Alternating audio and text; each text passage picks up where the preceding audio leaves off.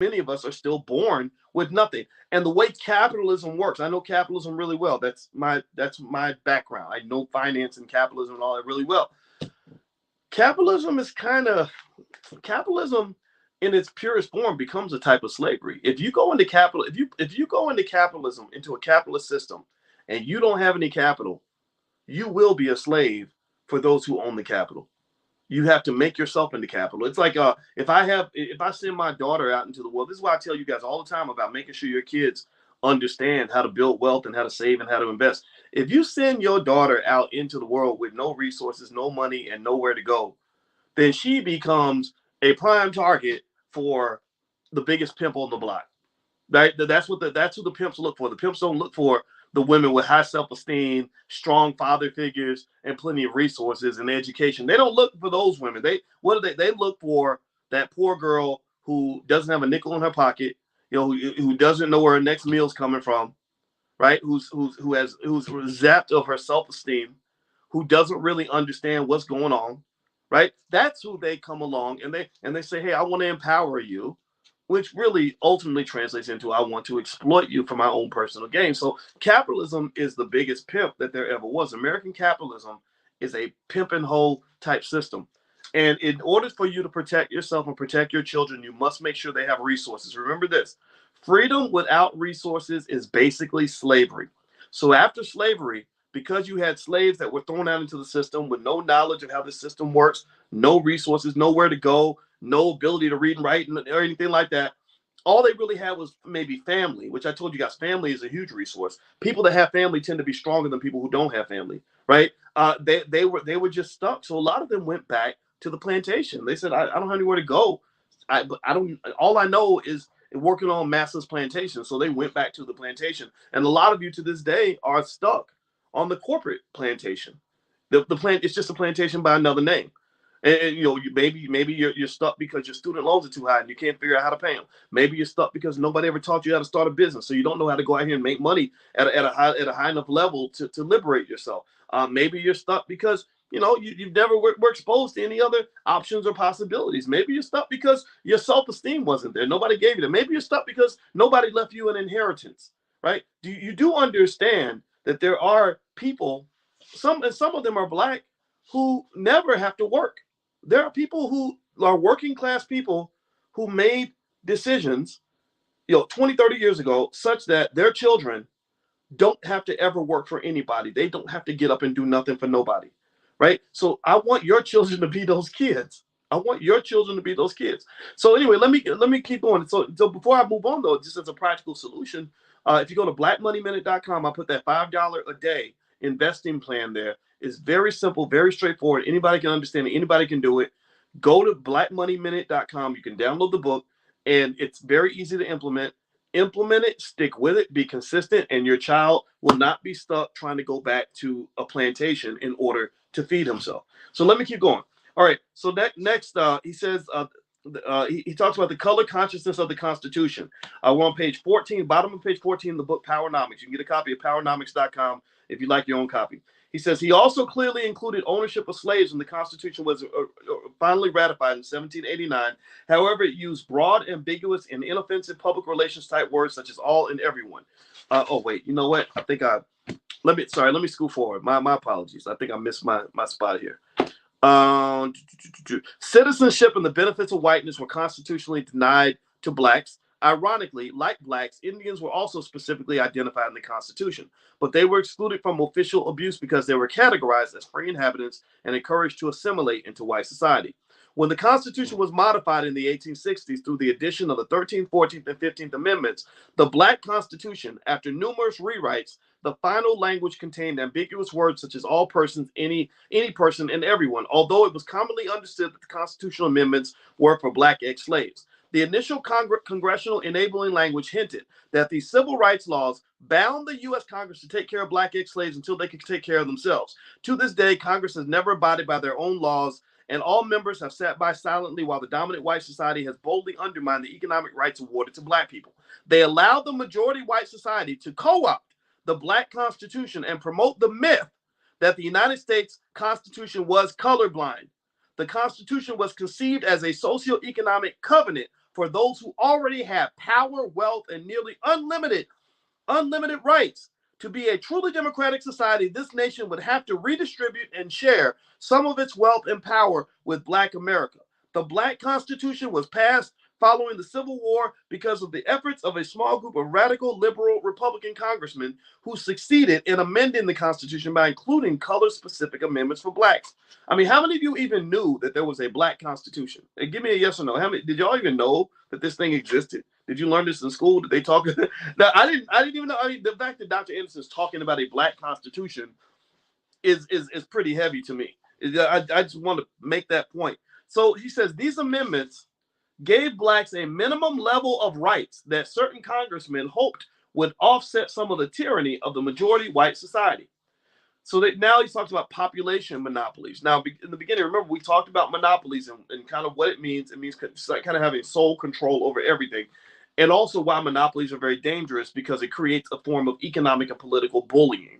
Anybody who controls everything is like the fat kid who controls all the food, and all the little hungry, starving kids can't get no food because the fat kid feels like all the food belongs to him. So he either gets to eat all the food himself, or he gets to pick and choose who gets food based on who serves him the most. So that's an abusive type of infrastructure. That's something that we have consistently in America. Like right now, we have tech. We don't have a tech monopolies per se, but we have tech oligopolies. Oligopolies is where you have a gang of companies that kind of control everything. So when they wanted to deplatform Minister Farrakhan, when they wanted to eliminate him from social media, all the tech oligarchs got together and said, we're all going to take him off our platform. So that means Facebook got on the phone with Twitter, Twitter got on the phone with Instagram, Instagram got on the phone with TikTok, TikTok got on the phone with Spotify, and all of these tech oligarchs got together and said, we're going to make sure Louis Farrakhan does not have a voice, and we're all going to agree that he's dangerous, even though there's no evidence to show that he's ever been dangerous to anybody,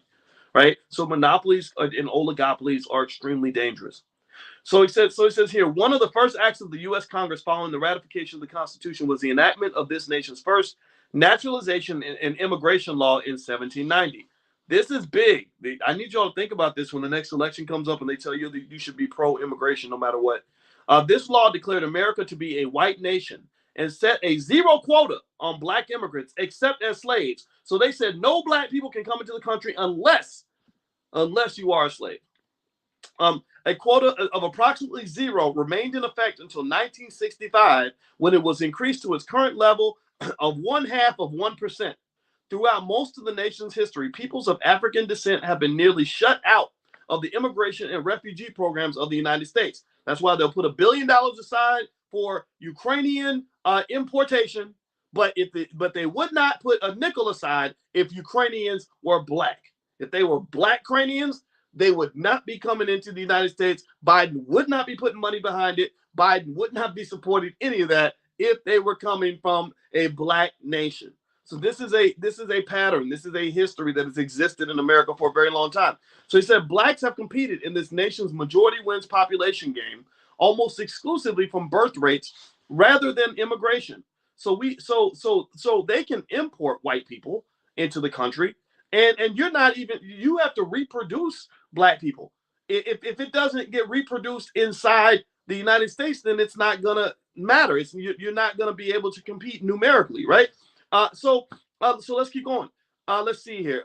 Though they can never win as a national majority, they also have never won as a local majority.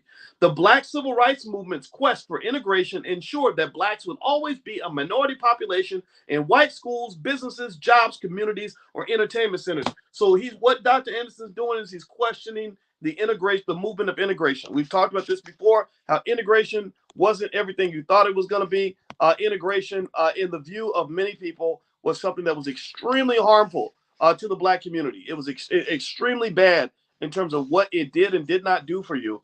And also remember, when you talk about immigration, not integration, immigration, most of the immigration policies that are being promoted to you by your favorite politicians are working directly against your power, period. Let's keep going. The census is conducted every decade and establishes the official population count of the country. Efforts to create a multicultural category in the 2000 census will most likely dilute and in reality distort downward the number of Blacks in America. So remember, he wrote this back in the 90s, so that's why he's referring to the year 2000 as the future. Dilution of population numbers assures that blacks will lose status as the numerical majority minority. Government efforts to change racial definitions will retain the white population majority as a monopoly and inflate the numbers of Hispanics in the population. So Dr. Anderson was predicting 30 years ago that the numbers of Hispanics in America was going to grow, and you were going to remain flat and lose your power. Now, give me a yes or no if you think that prediction has come to light, has actually occurred, has come to pass. Has it come to pass? Do we have a far larger Hispanic population than we had 30 years ago? Yes, exactly what Dr. Anderson said. This is what he's saying in the 1990s. And now here we are 30 years later, and you've seen it happen. Now your vote means almost nothing. It doesn't, I mean, you're almost kind of being diluted out of existence, period. So unity, on some level, with at least people that you can work with, is extremely important. Coalition building is very important. I was talking to my daughter today, who's 11, and we were talking about about these wars that happened in Greece. I think they were called, what's it called, the Polynesian War, or maybe I don't remember what they're called. So don't get me out here sounding stupid. But she said that the Spartans fought with the people from Athens, right? So the Athenians and the Spartans were going to war, and I said, but wait a minute, weren't the Athenians and the Spartans, weren't they both from Greece? Why were the people in Athens fighting against the people in Sparta? Aren't they supposed to be on the same side? And she said, yeah, but they were fighting over who would have the most power.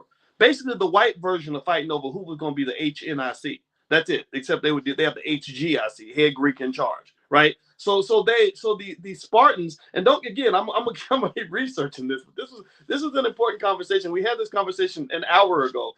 And so she told me that the Spartans and who were the ultimate warriors fought against the Athenians, and I think the Athenians lost. I think Athens lost. And I said, that's not good that you're fighting with people who are supposed to be on your same side. And she said, yeah. She said that, I said, you know what that's called, right? She said, what? I said, it's called divide. And she said, divide and conquer.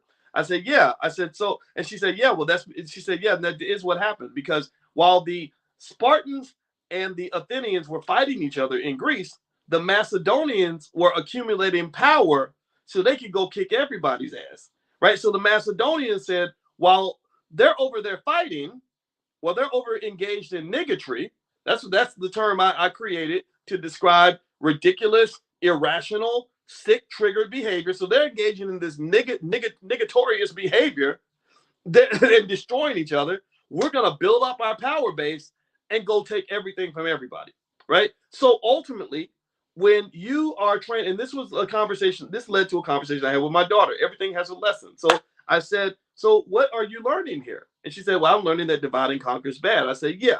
I said, this is what they've done to black people for 400 years.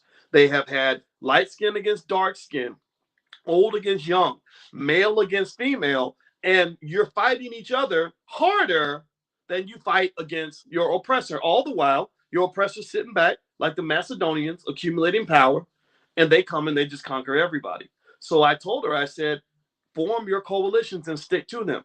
Loyalty is extremely important as a key to survival. Pick your people.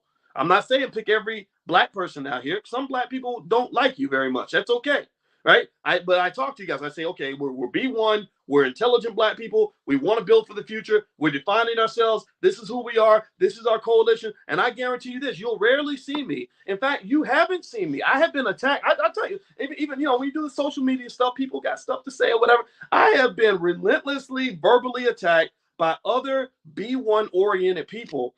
And if you'll notice, my response is pretty consistent. You know what the response is? Silence. I say nothing. I don't respond at all. Because I told y'all in 2017, I said, I'm not going to be out here fighting with black people when I'm constantly being under siege by the rest of the world. I'm not doing that with you. I'm not participating in any of that. Might avoid you, but I'm not going to fight with you. Right? So ultimately, when you're talking about this divide and conquer, this is something that's been going on in America for a very long time. This is a standard part of the toolkit for white supremacy. This is what they did with colonialism. I told her about the Hutus and the Tutsis, right? And I said, yeah, in Rwanda, I said, you know that millions of black people were slaughtering each other because some Europeans came over and said, the light-skinned people are better than the dark-skinned people. So next thing you know, we're fighting and killing each other, and they're controlling everything. So find your coalition. Starts with your family. Starts with your family. Your family protects you. So I told my daughter, I said, your sister, you ride with your sister no matter what. You ride with the family no matter what, because that's your coalition. That's what protects you, right? So start there and then form a broader coalition. Or if your relatives are no good or you can't work with them, then find some other relatives, right? When you come to the convention, pick your family members at the convention. Get you some play cousins, right? But pick your coalition, because that is how you survive. That is how you succeed. That's how you win. That's why they created laws. When I read to you guys 85 laws that they created specifically to control Black people, you'll notice one of the themes of the laws was that they did everything they could to make sure Black people did not stick together. Let's keep going. In his book, Uprooting Racism, Paul Kivel says whiteness is a many-faceted phenomenon, slowly and constantly shifting its emphasis, all the time maintaining a racial hierarchy and protecting the power that accrues to white people. Although there are no natural or essential qualities or characteristics of whiteness or of white people, it is not an easy fiction to let go of. By constantly enlarging the ethnic boundaries of whiteness, all Europeans, Middle Easterners, Hispanics, and soon Asians, whites separate people who are entitled to privileges and wealth from people who are exploited and violated. In a group-based society, constant efforts to enlarge the majority white population ensure that a shared racial population monopoly will continue to exist far into the future. The 2000 census form offers Blacks 54 subcategories to opt out of their race and further atomize their population numbers. Wow. That's interesting. The census will not dilute whiteness. On the contrary, it further expands the definition of whiteness. Let's look at how, so you got multicultural, right? And then you got white, right? You got white people, and then you got all of the different multicultural variations, like the whole like Baskin Robbins 32 flavors going on here. All right, so let's look at how a shared white monopoly impacts Black America's life chances. Whites are a planned majority. Blacks, on the other hand, are a planned permanent minority.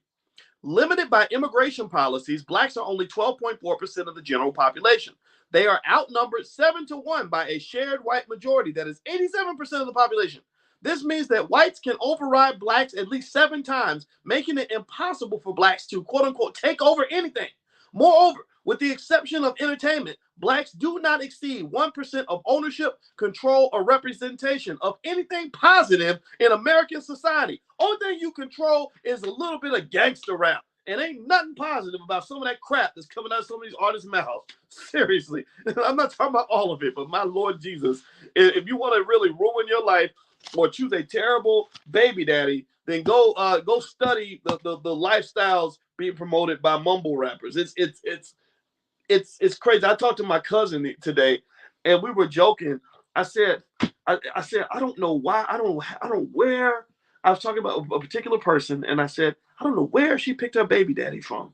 This baby daddy is like from the depths of hell. I've never seen a person work so hard to do the exact opposite of what a good man would do, and I don't understand what's attractive about it. And she said, yeah, I told one of my cousins, why do you go to the waste management facility to pick out your children's fathers? Like, why would you do that? Why would you go pick out your kids' daddies at the waste management company? And that's what it is. I mean, seriously, did anybody go through that? Does anybody like seriously, like, I said, my theory, honestly, I'm just keeping it 100 here. Maybe I sound like a crazy old man right now, but I think that this lack of manhood that exists in some corners and some pockets of the community, not in all, but some pockets, is driven by what's being promoted. It's driven by what's being glorified. A lot of men look up to men who are not actually men at all, right? So you think you're being more of a man by behaving a man who really ain't a man. He's really transgender or something. I don't know what he is, but he ain't no man because you telling me, wait, this is a man you look up to, and he got 7 kids with 7 babies mamas. He sits around and gets high and drunk all day. He don't take care of his financial responsibilities. He's ignorant as all get out. And he does everything a human being can do to possibly get locked up or killed. And you want that as the father of your child because you're attracted to men just because they were on TV? What in the hell is going on with you? And how badly do you have to hate your unborn children to give them a father like that? Seriously. I'm not blaming you, but my Lord Jesus, like, that's what they've done to us.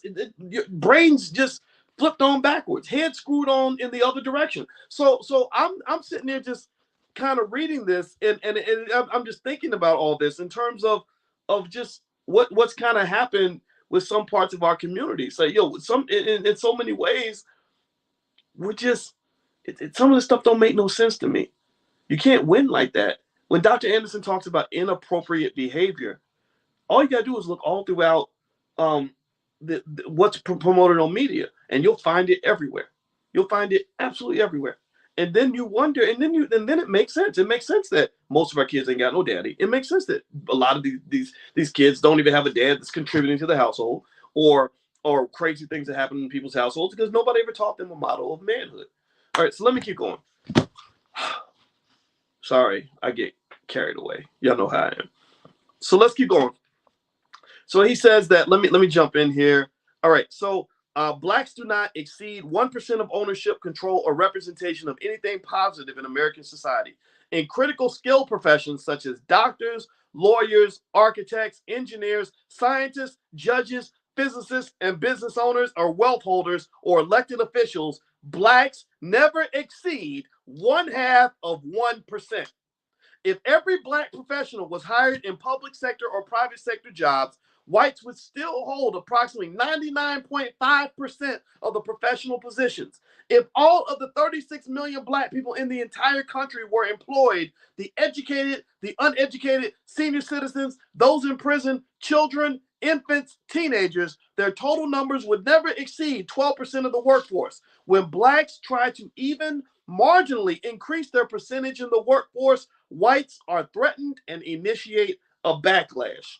So some of this backward behavior is on us, but some of it is also on other people too, right? A lot of it is driven by our reaction to what other people are doing to us. So it's not as if we're completely to blame for this, but we are completely responsible for identifying the problem and fixing it.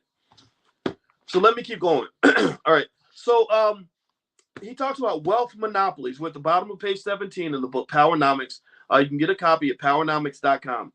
He says slavery and Jim Crow semi-slavery did not just make whites a little bit richer than blacks. Whites are vastly richer. They have deprived black people of nearly the whole economic pie. It is the proportion of the pie that a group owns that determines its access to functional schools, competitive businesses, equal justice, essential health care, personal comfort, and the length and quality of their lives. The nature of white wealth has cut blacks off from nearly all of these fundamentals of life. White society not only owns or controls most of the nation's wealth and power resources, but most of it is passed on from one generation of whites to the next. This is one reason why there is a lower proportion of whites who are poor compared to the number of poor blacks, and why the children of affluent white parents are less likely than blacks to ever be poor. Wealth is frozen and stored inside the white race, in its families, culture, businesses, churches, communities, education systems, and organizations in the form of stocks, bonds, land, insurance policies, trust accounts, and foundations. It is inconceivable that blacks could cross racial boundaries and successfully displace these frozen forms of wealth. As indicated in Table 1 is at the bottom of page 18. He points out a couple of interesting things. He says whites own nearly 100% of all corporate bonds and stocks, which amounts to approximately $13 trillion. Now, mind you, this was 30 years ago. So that 13 trillion has grown to 21 trillion, by the way.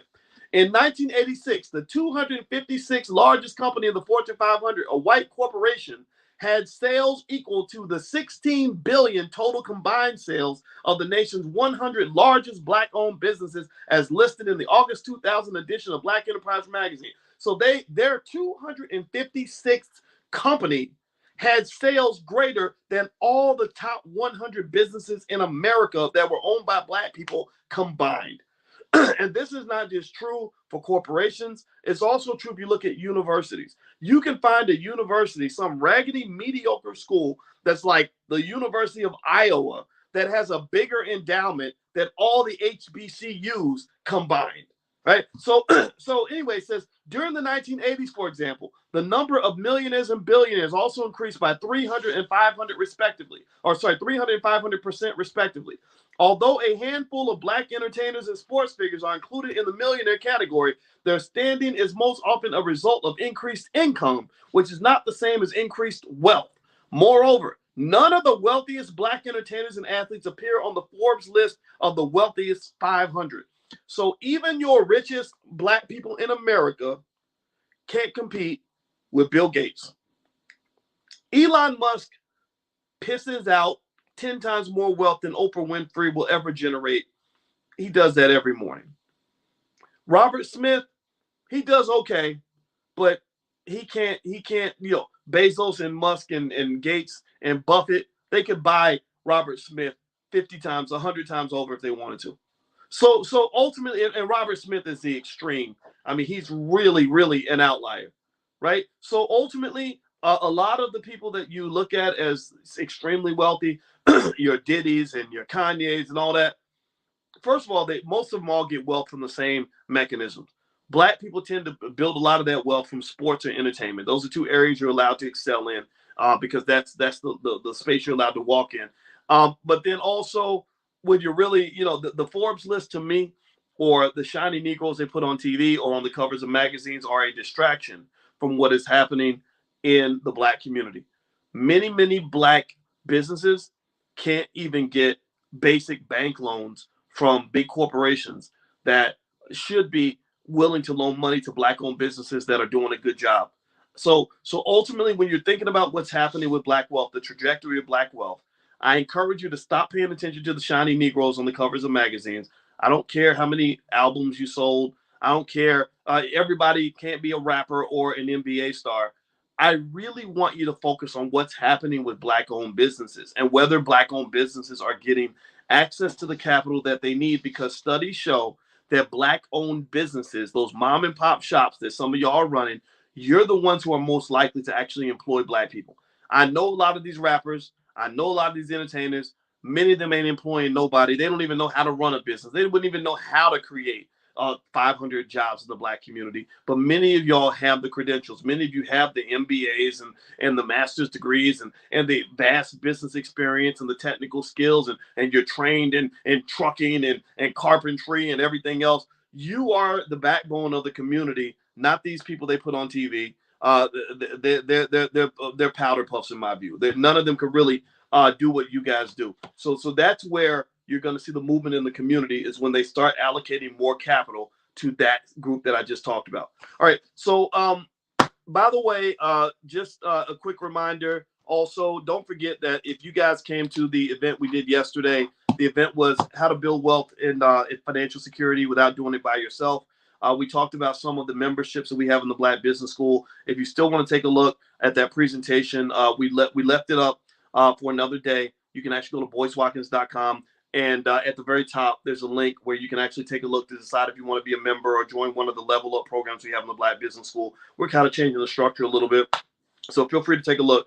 The open enrollment period ends tomorrow night, though. After that, we're going to sit back and operate and look at the data, and then we're going to decide if we want to add more students or not. So if you would like to join, feel free to go take a look at that. All right, so let me keep going here. Let me keep reading. We're on page 18. The book is Powernomics. You can get a copy at powernomics.com.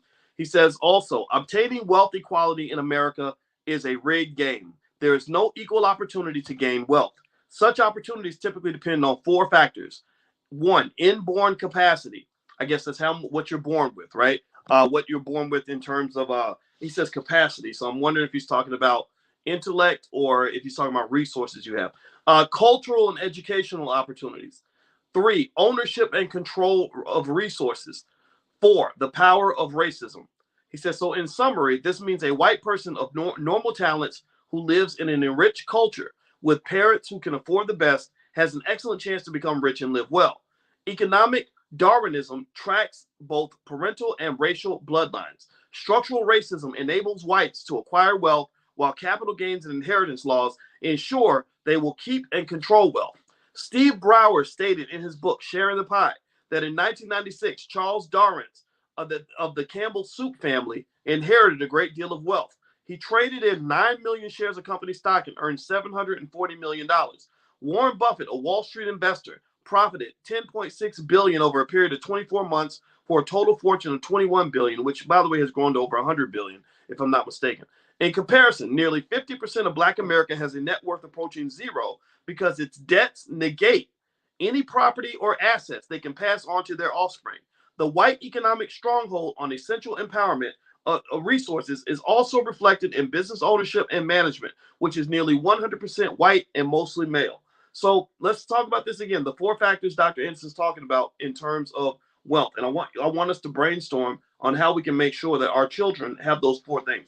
One, inborn capacity. So I'm thinking inborn capacity at the very least means inheritance. You're going to give them an inheritance because you're going to do things like the $5 a day plan with your kids to make sure that by the time your child's 25 years old, they got at least 100 grand in liquid wealth. If you do $5 a day, you do it for 20, 25 years, you're going to have well over $100,000 based on the history of the market. Just put the money into an S&P 500 index fund, leave it, set it, forget it, don't think about it, don't touch it, and invest as much. Try to invest at least half as much in your child as you put into your car note, right? Put at least half as much into the future of your children as you put into making some white man rich who sold you that car, right? If you do that for me, then I guarantee your kids are going to have that inborn capacity, at least in terms of inheritance, and also that second piece, cultural and educational opportunities. Wealth and culture are deeply linked. Wealth and culture are deeply linked. The reason I talk about culture a lot, the reason I talk about events happening in the Black community a lot that seem to go outside of wealth is because I'm talking about culture. Culture and wealth are deeply linked. The Jewish community has a great wealth building culture. That's why they become rich. So you ultimately, when you talk about forming the culture of your family, culture matters more than education. Culture matters more than opportunity. Culture matters more than damn near anything. And the reason is because culture defines your value system. It tells you what's important, right? So if my culture tells me not to eat pork, you could offer me 50 ham sandwiches, but I'm not going to pick a ham sandwich. I'm going to pick a salad because my culture says that eating pork is bad and eating eating green vegetables is good, right? So culture is far more important than education because culture also helps you determine what kind of education you want and what you do with the education you get. So we have a lot of Black people with a lot of education who have no culture. They have no culture. The only culture they know how to grab onto is either white culture that was fed to them in school or Black culture that they see on TV. So the first step is assimilation, where you start acting like a white boy, and then you find that doesn't work, and you start getting frustrated because they remind you every day that you're Black, and then you say, I want to be Black, I want to be blickety Black. Well, what does it mean to be Black? Well, I'm going to watch shows like Blackish, and that's going to tell me what it means to be Black. Since when does the ABC network or Netflix get to determine what Blackness is supposed to look like, or hip hop music? People say we're going to do it for the culture, do it for the culture. What culture are you talking about? Whose culture? Are you talking about rappers like Future with 10,000 babies mamas and diseases and alcoholism and promoting drug abuse? Is that the culture you're referring to? Well, guess what? That's not a wealth building culture. That is an anti-wealth culture. That is a pro-death culture. That is a slave culture. That is an ignorant culture. That is a harmful culture. That is an abusive culture to children. So when you say do it for the culture, I need you to be very specific about what your culture you're referring to. So I encourage you as parents who know better. You're smart. You know better because you're here. All of you that are listening right now you're here because you're different. You're more insightful. You're not like everybody else. I understand that. So because you know better, I need you to be intentional about asking yourself, what culture do we have in this house? I tell my kids all the time, my daughter didn't do her homework. I said, well, no, we don't do that in this house. In this house, our culture is excellence. In this house, no. When we went to her sister's track meet yesterday, poor little girl was jumping the hurdles and she fell down and she cried. She scraped her elbow. And poor little girl was crying. So I turned to her little sister and I said, when we fall down, what do we do? She said, we get back up. I said, yeah, exactly. That's what we do. That's our culture. That's who we are. You understand? So the question is, who the hell are you? Who are you? Figure that out. Be very clear and intentional about that, and make sure that you pass that to your children. The same way we have tremendous capacity to pass generational curses to our children, you also have tremendous capacity to pass generational blessings to your children. So I need you to stop passing down generational curses, and I need you to start passing down generational blessings. I need you to zap out the curses and replace them with blessings and give your children the superpowers that come with shaping a household culture that is built on life, that is built on power, that is built on success, that is built on education, that is built on high achievement, that's built on all the things necessary to be strong in this world. Another part of our culture, little hint, I think I've told you guys this, I'm gonna say it again. I ask my daughter all the time, I drill her 3 times a week. I say, what are the 3 P's of success? She says, practice, preparation, and perseverance. I say, exactly. Then we dig in to what that culture means. What does it mean to practice? It means that if you want to get better, you practice, you work on it, you keep going, you keep working. She's a dancer. So we talk about that. If you're not there yet, you just keep practicing, right? So what was preparation? What's the culture of preparation? That means that if you stay ready, you ain't got to get ready. If it's coming up, if the battle's coming, you win the battle before the war begins. You prepare, you plan. The one who makes the plan is the one who's going to win. The one who has no plan has already made a plan, and their plan is to get their ass kicked. If you don't have a plan, then your plan is to lose. Ladies, don't marry a man who doesn't have a plan, because that means he's planning on being a loser. 3rd piece, persistence. Persistence is when you get in the fire. Success ain't never easy. I could be defined as a successful person, whatever, right? Maybe money and I don't, whatever it is, right? I'm not even gonna get into that. But I can tell you that it's very uncomfortable. It's very tough sometimes. There's a lot of uncertainty. There's a lot of challenges, a lot of doubt, a ton of setbacks. And it is that persistence that allows you to stick to the original vision of who you know that you're supposed to be at the end of the day. Right? You shoot for the target, you miss, you recalibrate, you shoot again and again and again and again and again. And you keep saying, I'm going to keep going until I become the person that I know I'm meant to be. So understand that you're going to go through a lot of your life where you're going to feel like you have a size 10 foot and you're trying to fit a size 13 shoe. If you're a parent like me, you know that you don't know all the rules. You don't know the right way to do everything. None of us do. We're always kind of guessing. But if you're going to guess, then do your research as you make your guess, make it an educated guess, and then go hard at what you believe instinctually is the thing that's going to make your children successful. Right? Be clear and intentional about who the hell you are. Shape that culture. You are the gods and the leaders of that household. Do that. Lead. You're the black leaders in this country. You ain't got no leaders in DC. You ain't got no leaders in the NAACP. You ain't got no leaders on TV. You are the black leader. Let me keep going. So he talks about, so 4, inborn capacity, cultural and educational opportunities. Again, culture is something you shape on your own. Education is something anybody can obtain. We got the whole internet. My PhD is just as good as any white man that you're going to see out here, and probably better, actually. And so education is available to everybody. So educational opportunity, it's changed. There's no need to go $100,000 in debt to get an education anymore. Education's kind of everywhere. You got a whole university on your iPhone. Again, if you have the culture that tells you to use your iPhone for education, but if you have another culture that teaches you how to use your iPhone to learn how to twerk better, then guess what? You're going to spend your time learning how to twerk so you can get likes on your TikTok video. Next, ownership and control of resources. The number one resource we control as black people is black people. That's it. That's the first step. That's the first step of the revolution. Take back the multi-trillion-dollar resource that is you. Take back the multi-trillion-dollar resource that is your community. Take that back. You're taking that back. Remember, pay attention now. Think about this, right?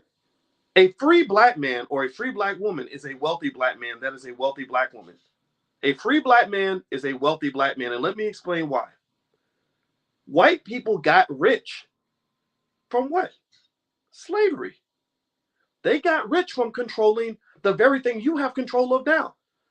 Now, if you're a slave, then no, you're not going to get rich from it. Somebody else is going to get rich from it. But if you are free, then you are wealthy because I can easily directly say that you are wealthy by controlling your human capital. I can say you're wealthy because somebody else gets wealthy off of you. So how can you make somebody else wealthy if you can't make yourself wealthy? All you got to do is control the resource. So the number one resource you have is yourself and your human capital. And then you have your family. That is another resource. So ultimately, ownership and control of resources starts with taking control of all of the assets and all the value that can be extracted from the entity that is you. That is you and your family. I'm sitting there with my cousins. We're coming up with business ideas. We're figuring out how to go make money. We're figuring out how to succeed. We're working for each other. We're working hard. We're getting things done, right? That's a valuable asset. So even if you don't own land or don't own stocks or don't own real estate, you can still start off by just simply owning black people.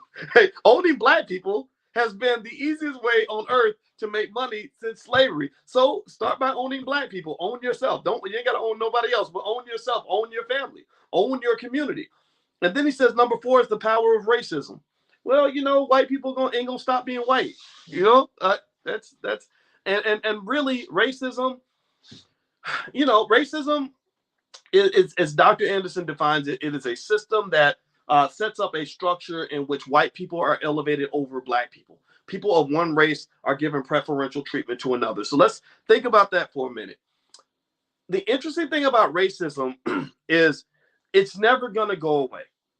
It's never going to go away. I don't believe that a white man ever will, or nor should he ever put black people on the same level as he puts himself. I don't think it's even human nature for a man to put some other group of people ahead of his own people. I just don't believe that. I'm not going to do it. I'm not going to put white, Asian, whatever, equal to me and my children and my people. No, I'm sorry. I'm not going to do that. Right? So racism isn't going to go away, but racism is like the weather. When you talk about the weather is not the same in every part of the country. The weather is not the same everywhere. It could be raining in Florida. It could be sunny in California. It could be snowing in Montana and sunny in Texas. And so if you don't like the weather where you live, one solution is to go somewhere else. So I'm in Montana. I'm freezing. Well, I say, you know what? I'm going to pack up and I'm going to move down to Texas because the weather's nicer in Texas. So a lot of times with racism, my point here is this. You don't have to always be where you are, right? If you're in a space where racism is stifling you and keeping you from getting opportunities and getting jobs and things like that, who says you have to be at that job? Who says you have to even have a job working for anybody? Who says you even have to be around people who don't like you? How about you go find a way to get around people who do like you? Why do you pay attention now? Look, let me ask y'all a question. I'm going to ask y'all a question that's going to be a little self-serving for a minute. Do you guys like me? Are we cool? Are we friends? Like if I see you, will you give me a hug? Like will you shake my hand? Are we're like family. We're cool, right? We like each other, right? Do we? Okay. All right. So okay, thank you. I appreciate that. Thank you, Crystal and Karen. I need that. I need that little self-esteem boost. I feel loved, and I love you too, Angela. I love you too, LaShonda. Okay. So let me ask you this question. Do you think that I'm equally loved everywhere I go? Like, do you think that I'm loved everywhere in the same way that I'm loved it right here in this space? Do you think that if I go, on Fox News, you think they're going to love me as much as they love me here? Or y'all love me? Right? If I go to CNN, you think they're going to really, what do you think? Right. No, of course not. Of course not. So you know what I do? I stay on my side of the fence. I stay where I belong. I know the spaces where I have power, and I know the spaces where I do not. I know the spaces where I am protected. I know the spaces where I'm vulnerable. I know the spaces where I'm connected, and I know the spaces where I am disconnected. I don't go chasing spaces where they're not like me. So you'll never hear about me getting banned from the Oscars because I'll never be at the Oscars anyway. So ultimately, it's very important to understand and be very conscious and intentional about the space within which you operate, spaces where you live, spaces where you work, spaces where you socialize. Find your space, and then you find your power. Superman doesn't go hang out in the neighborhoods that have the most kryptonite.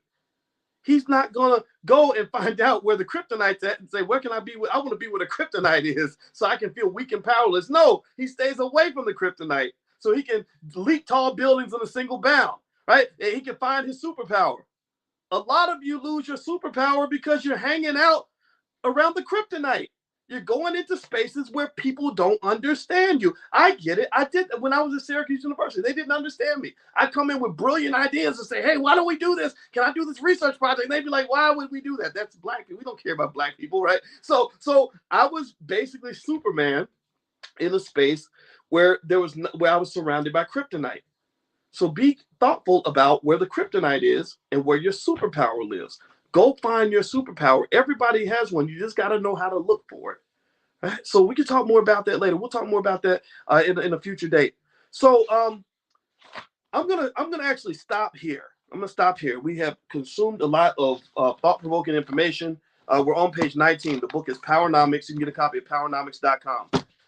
Quick reminders. Don't forget the All Black National Convention is at the end of October, October 28th through the 30th. You'll hear from me more and more about the convention because I want your input in terms of how we can have a great convention. I hope that you will bring family members and friends. I guarantee they're going to love it. It's going to be great. And we will sell out, actually. We actually have sold hundreds of tickets already. So we can only hold 1,000 people. But I think we're up to maybe 600 or something. So you may want to get your tickets sooner rather than later. I don't think there'll be tickets at the door. But if you're interested in coming, you can go to boycewatkins.com. That's where the tickets to the convention are. Also, some of you had asked about my book. So here, in case you want to know, here's my book. It's called Black American Money 3, and it's part of the Black American Money series. So if you are interested in taking a look, feel free to go to drboycebooks.com. That's drboycebooks.com. Okay, guys. Well, thank you so much. It was real. Love you very much. And I will see you next week at the book club. So I will be back here next Wednesday night at 8:30 p.m. Eastern time, and we will continue to read Powernomics until we are done. So God bless you guys. I love you. I'll see you later. Take care now. Bye-bye.